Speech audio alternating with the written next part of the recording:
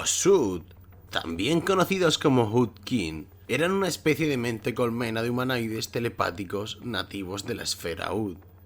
La humanidad encontró en estos seres sumisos un sirviente ideal, por lo que los esclavizó, mutilándolos para asegurar una dedicación a la servidumbre, siendo un producto ideal con el que comerciar.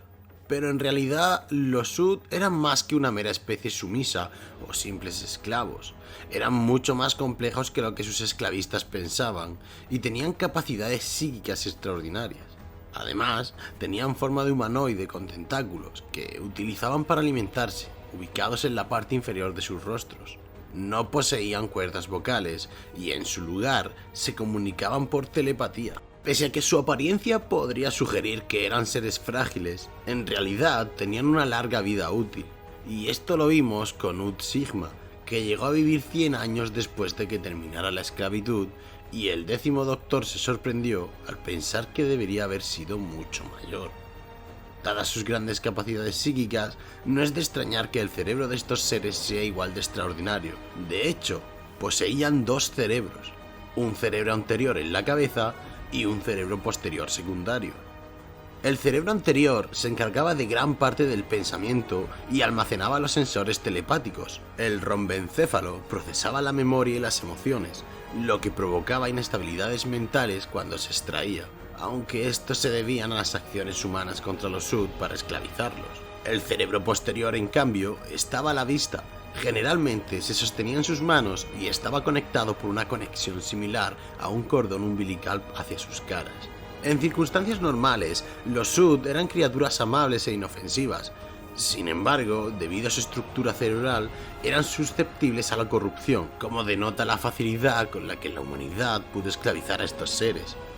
Más preocupante aún, su telepatía pasiva les permitía ser fácilmente controlados o poseídos por entidades telepáticas más poderosas como la bestia. Y aquí te lanzo una pregunta para ti. ¿Crees que los Sensoritas o los Osirians, de quienes ya hemos hablado, podrían haber controlado telepáticamente a los Suds? Originalmente fueron una mente colmena dirigida por un cerebro Ud, que usaba su cerebro posterior para cantar entre ellos.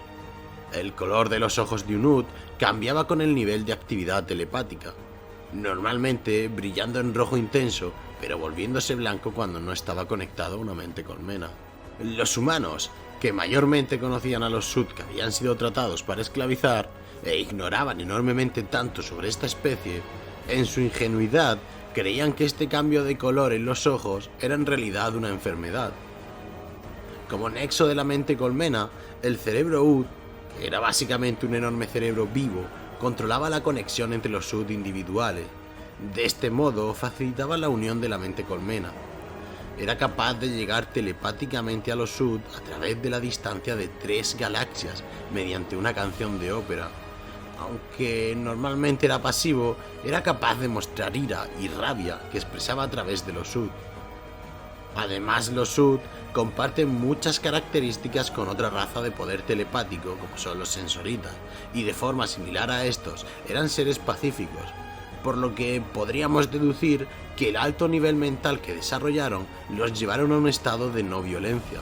Aunque también es probable que, dado que los Sud eran una mente colmena, no existieran las individualidades y los problemas derivados de estas, como el ego o la soberbia, y dado que todos estaban conectados, podemos deducir que eran incluso capaces de sentir lo que otros de los suyos sentían, desarrollando una empatía enorme y siendo incapaces de dañar a sus semejantes. Aunque esto es materia más de teoría y si quieres podríamos desarrollarla en un futuro vídeo, pero de momento nada más en el vórtice del tiempo. Dale a like si te ha gustado y compártelo por el espacio-tiempo. Yo soy Vecro y esto es Gallifrey Legacy.